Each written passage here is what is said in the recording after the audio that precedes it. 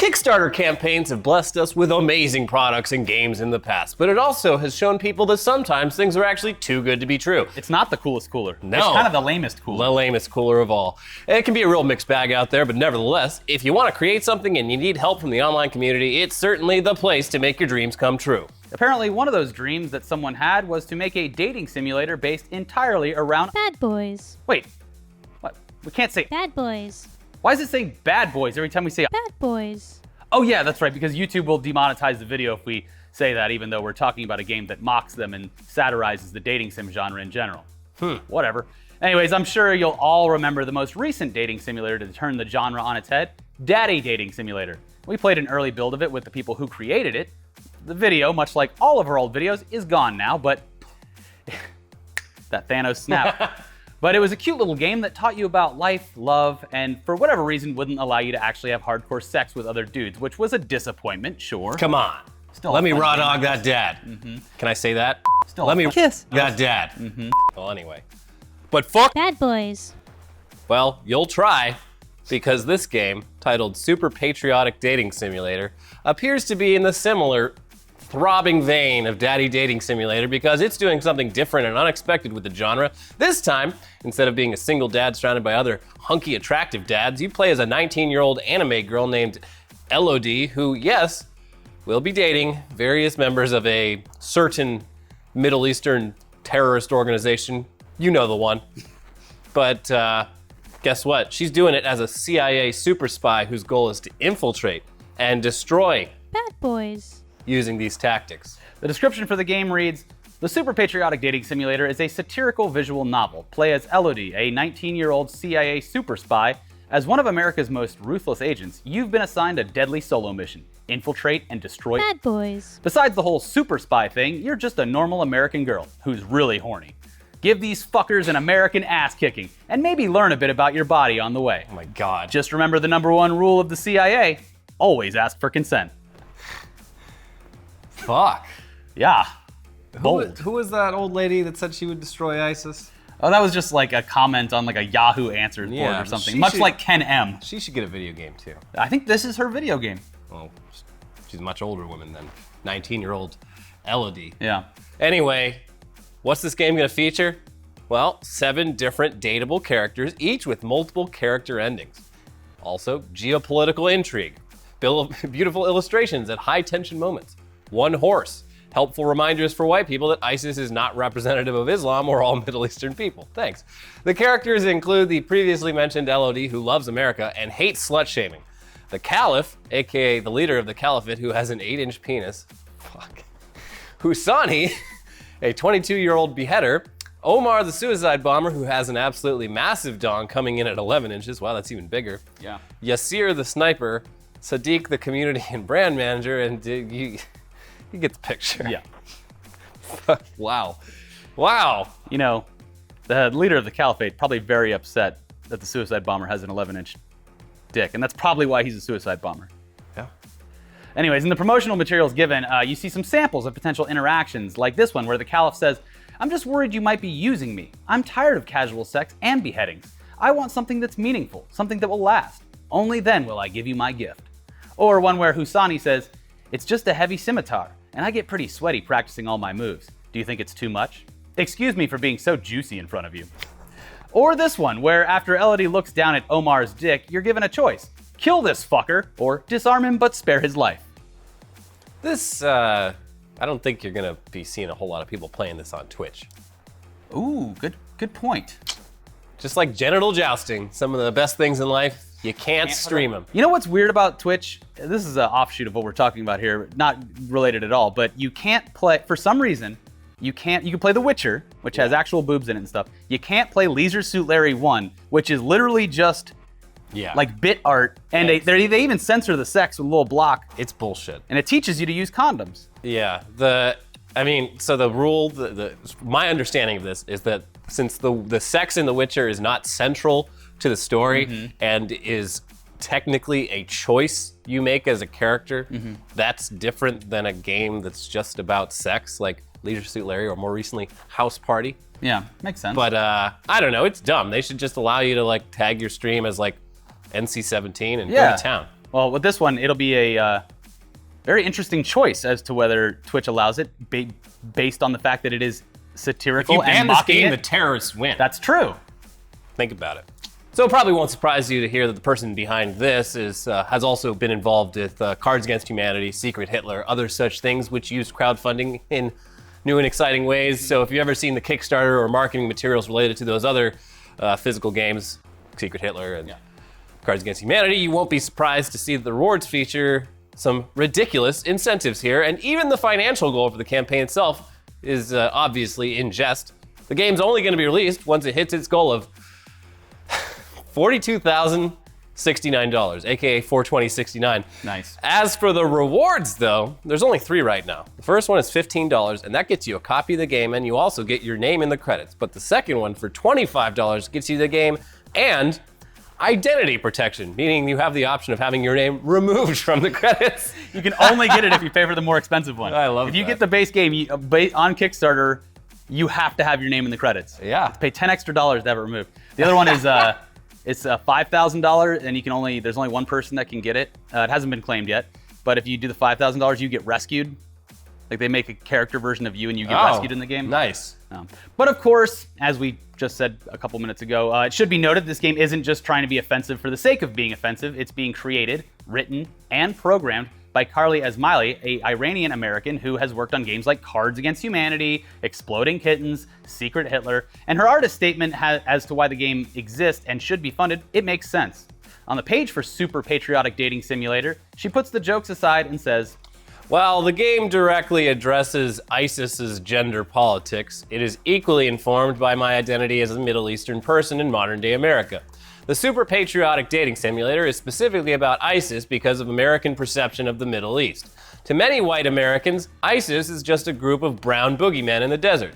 ISIS is universally disavowed by Muslims. They are not a representative depiction of Islam. And yet, Americans tend to use ISIS as the face of Islam and the Middle East, and that terrifies me because they literally can't tell us apart and think we deserve to die.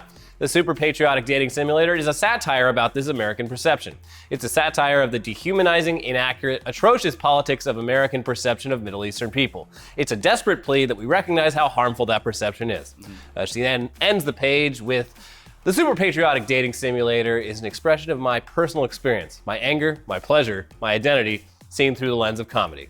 So the Kickstarter just launched today, so if you're keen for a satirical sexual romp that will allow you to bring a virtual end to real-life monsters, we'll leave a link in the description below for you. But on the same topic of Kickstarter projects, something I'm very excited about, you better hurry. Right now, it's only up for another 24 hours or so. Oh. If you want to get your hands on the project that I am most excited about this year, and again, this comes from reputable people and reputable companies, so there's little to no fear that the goals would not be filled. This would be the Kickstarter for The Binding of Isaac physical card game from Edmund McMillan.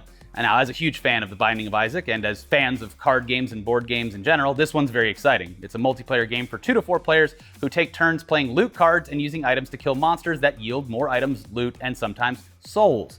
The first player to end their turn with 4 souls is the winner. Cooperation, barter, and betrayal is encouraged. Yeah, and there's a ton of Kickstarter exclusive rewards and a ridiculous amount of content being made for this game, so this is a no-brainer if you're into Isaac or just physical games in general. So yeah, maybe check that one out.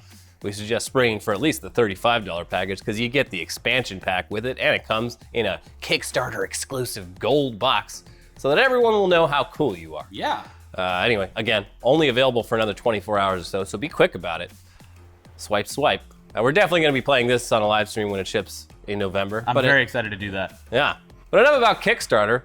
Let's briefly touch on a story from gaming that will hopefully shift the conversation in the comments away from arguing about Middle Eastern and gender politics or how The Binding of Isaac is a game for Satan worshippers, and on to Fortnite and the ridiculous decision they've made regarding competitive esports. Yeah, let's shift the conversation. Let's pivot.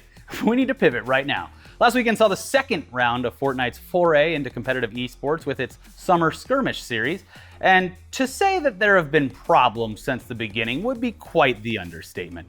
The first matchup, 2 weeks ago, had all of their handpicked players competing on one server, which created huge lag issues because apparently their servers can't handle every player being knowledgeable enough to constantly build and stay alive. Well, that never occurred to me. But Yeah, they're building up, they're building all over the place. The other issue was that, so since so many people are alive as the cloud comes in, it's harder for the server, and also every player that got knocked out, usually when you get knocked out of a game, you leave and you go join another game. They're all spectating. So it's basically 100 full players watching till the last second. Seems like something they could have predicted beforehand, though. Or play tested.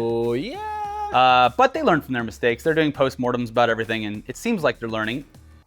And they tried to learn, and they tried to do it differently. But yeah, that was a complete mess, to be quite honest. And so they realized that it was a mess by ending the event after only half of the matches that they were supposed to do. Wow, when's the documentary coming? Oh, there's a 3-parter on the way, I'm sure. Anyway, for the second event, which was held last week, and they utilized the Keemstar UMG model of allowing competitors to play on public servers and created a point system around those matches based on kills and victories. This was a far more entertaining way to do it because it was much easier for the producers to show action on the screen instead of people just building and hiding from each other. But this had its own problems, and the winner, a relative unknown who goes by iDropsBodies, was immediately accused of cheating in order to get the points needed for the win. Now, people claimed that players he knew were feeding him kills on these public servers, that he would also cancel the game if he didn't like the path that the battle bus was taking, or if the player count indicated that it wasn't a full match, thus lessening his chances to rack up more kills. And most egregious of all, that he was playing on console while using keyboard and mouse. Cats and dogs living together. Shame. Official statements from Fortnite reps on Reddit indicated that they'd done their due diligence to prove these theories all wrong, but it's what they said after explaining all of that, and after explaining that he didn't use keyboard and mouse, that has people very upset, and I think justifiably so. Yeah, here's what they said. There is no evidence that would suggest to us that iDropsBodies played the competition using a mouse and keyboard. Furthermore, we do not restrict input device for players on our platforms in an effort to promote accessibility for our entire audience. So he didn't do it, but if he did, who cares? Yeah, also, just everyone have free reign to do this with mouse and keyboard now, which is almost certainly, until they either fix this or just everyone's doing it, going to result in people playing on PlayStation, Xbox, and worst of all, the Nintendo Switch, if they can figure it out, using mouse and keyboard, which gives them a clear advantage over console players who are using controllers. I love that they're using accessibility as an excuse there, because it's like, yes, it's very cool what Microsoft, and I think Sony's also doing something like that, building that sort of like open source device for people with disabilities to be able to play. That's great. Those people probably aren't competing in Fortnite tournaments, though. Or using mouse and keyboard. Yeah, and they're not using a mouse and keyboard. They're using a device that allows them to play games they otherwise would not be able to play because of their disability. And this is what That's not what this guy is being accused of. I'm excited for people to argue about this in the comments, because I have seen both sides where some people seem to indicate that using a controller